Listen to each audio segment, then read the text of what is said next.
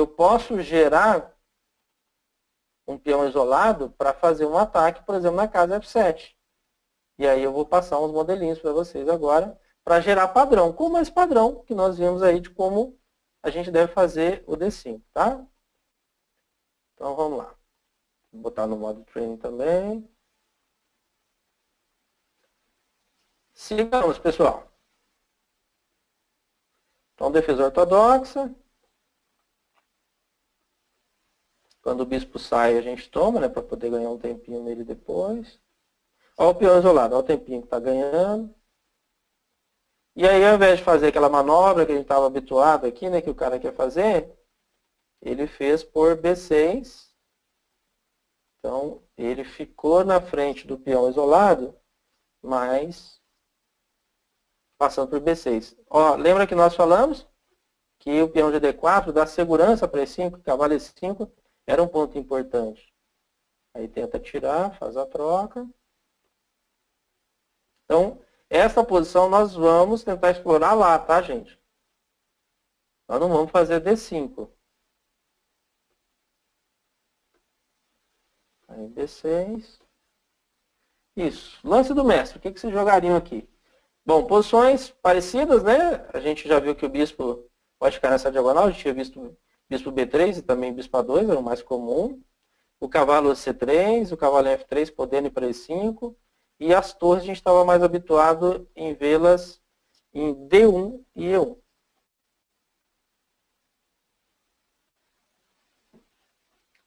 Então agora, lance do mestre. O que vocês jogariam de brancas? Então é nesse momento, Adilson, Maurício, o pessoal que chegou depois, que vocês podem participar, né? É nesse momento que através do chat vocês podem pensar na jogada que as brancas podem fazer, como se fosse um lance do mestre, para participar aqui da aula, né? Para a aula ficar mais interativa. Ao invés de só eu falando, explicando, de vez em quando tem essas paradas, para a gente ver a participação aí de vocês. Senão vocês vão dormir, né? Então tem que deixar a aula bem interativa, assim, com participação, para a gente poder render mais. O que dá para fazer nessa posição aí de brancas? Deixa eu tirar essas marcações aqui para não poluir o tabuleiro.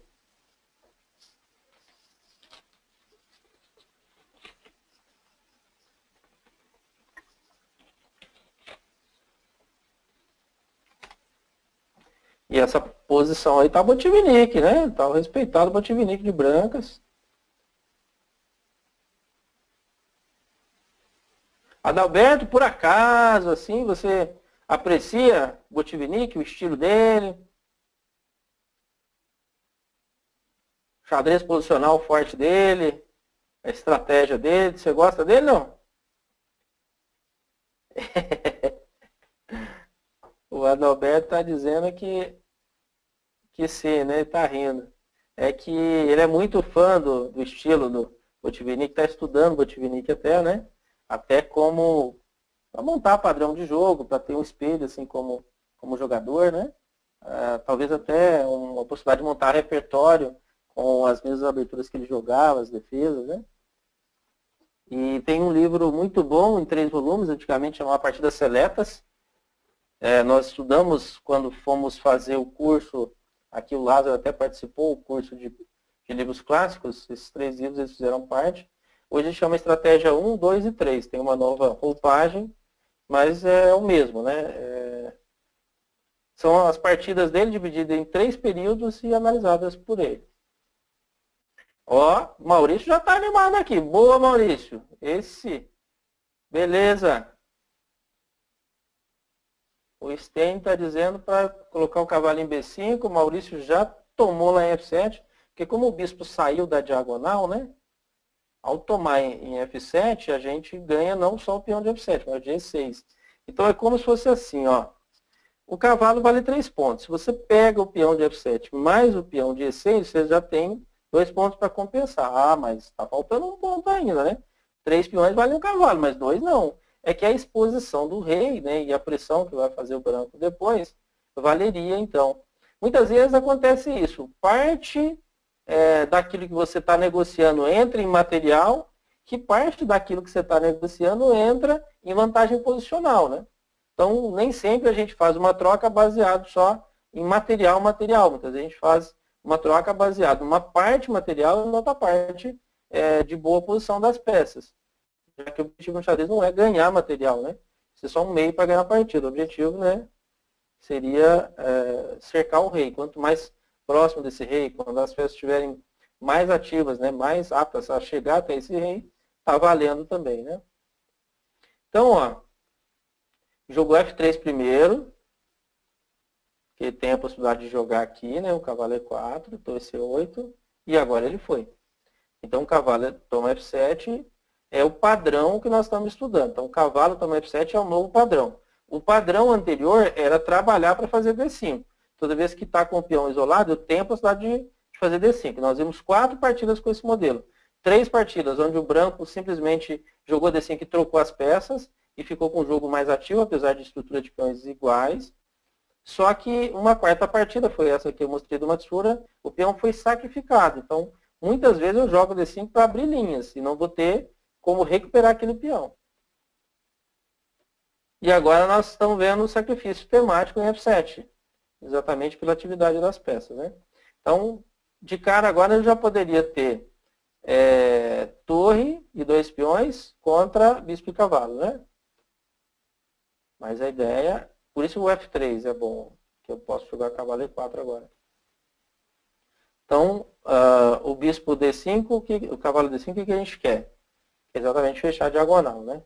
Aí cavalo D6, tira o bispo. O mesmo bispo toma F7 que tinha, tem agora cavalo toma F7, né? Aí G6. Que não tomou de bispo. Espera aí um pouquinho que veio uma pergunta aqui. Ah, aqui. É que na realidade, esse aqui o Adalberto está perguntando. Não. O Gastardelli está perguntando. Por que não tomou de bispo? Dá também, né? Mas a questão aqui trocaria bispo e cavalo, 6,5 pontos, por torre e 2 peões, tá? Por volta de 7. E as torres, elas são muito boas só quando está no finalzinho de partida. Tem muitas linhas abertas, né? Que não é o caso aqui. Ainda vai ter muito lance ainda para chegar no final. Então, a ideia de tomar de dama é criar mais ameaça. Já força lá, ó, a defesa com a dama. Então, ó, dá mais atividade. É uma peça a mais que você entra no jogo. Tá? Por isso, a tomada de dama. Agora tomou lá. E aí tem um bonitinho aí. Brancas jogam, pretas abandonam. O que será que o Botvinnik fez agora para o adversário dele abandonar?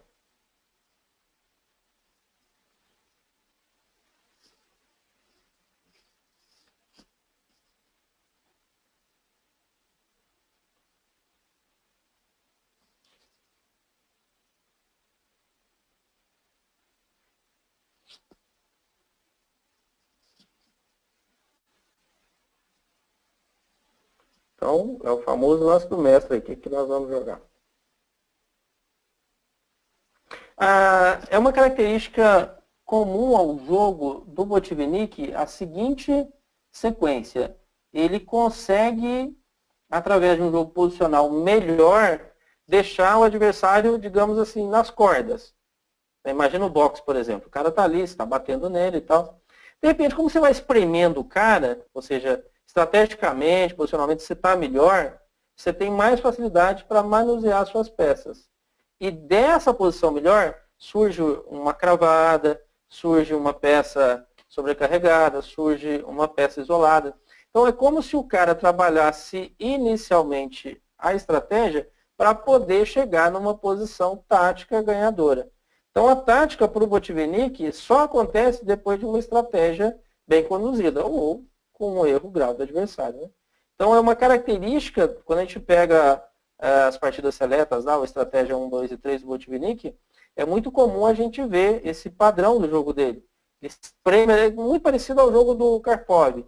né, espreme o adversário e dessa pressão que ele faz, posicionar o adversário, acaba ficando alguma coisa da tática.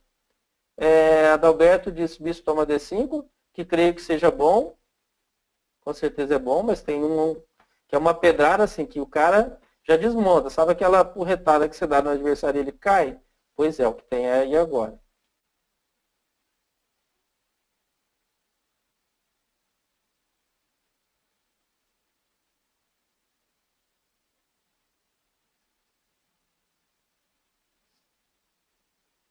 Lance do mestre, ou do grande mestre, né? Já que é o grande Botvinnik jogando. Apesar que nessa época aqui, ele não era ainda aquele Botvinnik, né?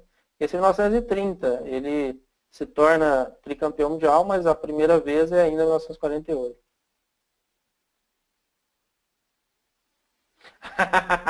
Nossa, que bonito aquilo lá. É exatamente 48 segundos, massacre aquilo, né? O Arson está dizendo sobre a luta da brasileira, né? Mais ou menos aquilo. Botou ali e vai batendo. Uma hora vai cair, né? Porque tá tudo dominado ali.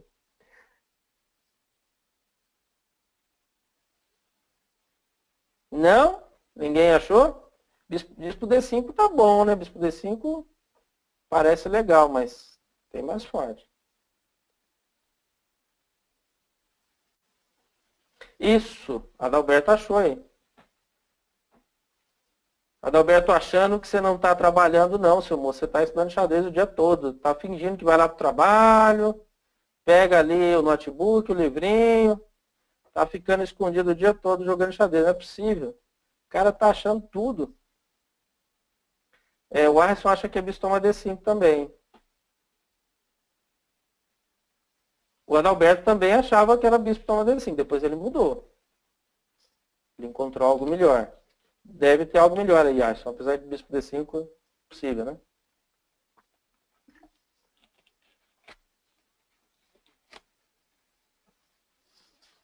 Gente, eu não sei, mas aqui tá um calor lascado. Toda hora vocês estão vendo eu tomando uma aguinha aqui, né? No.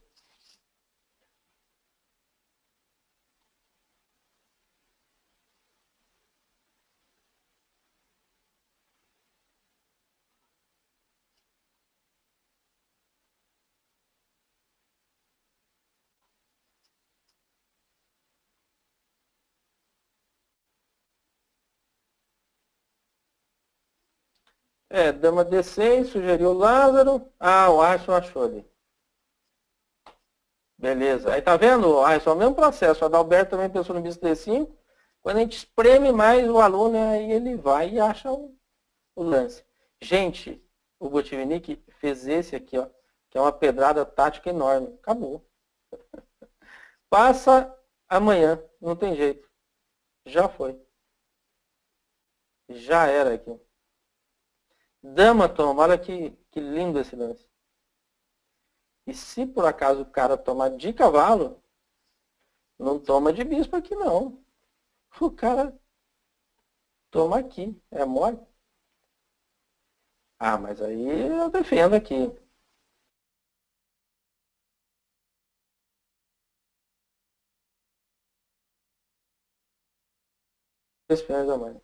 É Botvinnik, pessoal. Botvinnik é o fino. O cara joga como um reloginho. Bacana essa, né? Mostrou assim muito bem o desenvolvimento, a passagem das peças rumo à exploração de F7. E basicamente pelo fato de ter o peão isolado em D4, que foram abertas várias linhas que possibilitou essa chegada pela coluna C, pela coluna E, pelas diagonais, o cavalo que foi aí sim. Ok? Então é um padrão de ataque a F7 quando a gente tem o peão da dama isolado.